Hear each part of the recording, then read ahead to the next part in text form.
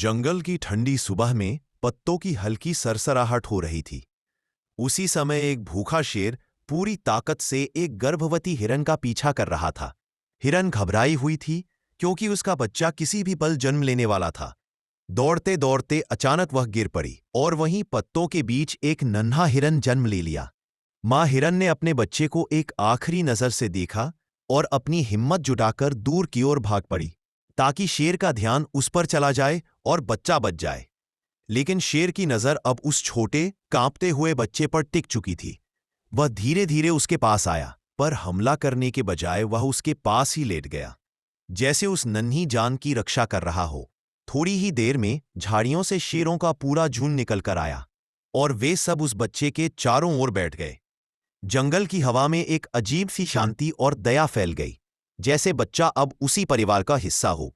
तभी अचानक घने झाड़ियों से एक टाइगर दहाड़ते हुए निकला। उसकी आंखों में भूख थी और वह सीधे उस नवजात बच्चे की ओर बढ़ रहा था। मगर शेरों के झुंड में से एक शक्तिशाली शेर आगे बढ़ा और टाइगर के सामने खड़ा हो गया। दोनों की दहाड़ें जंगल में गूंज उठी। टाइगर ने बच्चे पर हमला करने की कोशिश की, लेकिन शेर उस पर बिजली की तरह टूट पड़ा। कुछ ही पलों में टाइगर हारकर डर के मारे पीछे हट गया और जंगल के अंधेरे में भाग गया। शेर फिर से लौटकर बच्चे के पास बैठ गया, मानो कह रहा हो, जब तक हम हैं तुझे कोई छू भी नहीं सकता। धीरे धीरे शेरों के छोटे छोटे बच्चे आगे आए।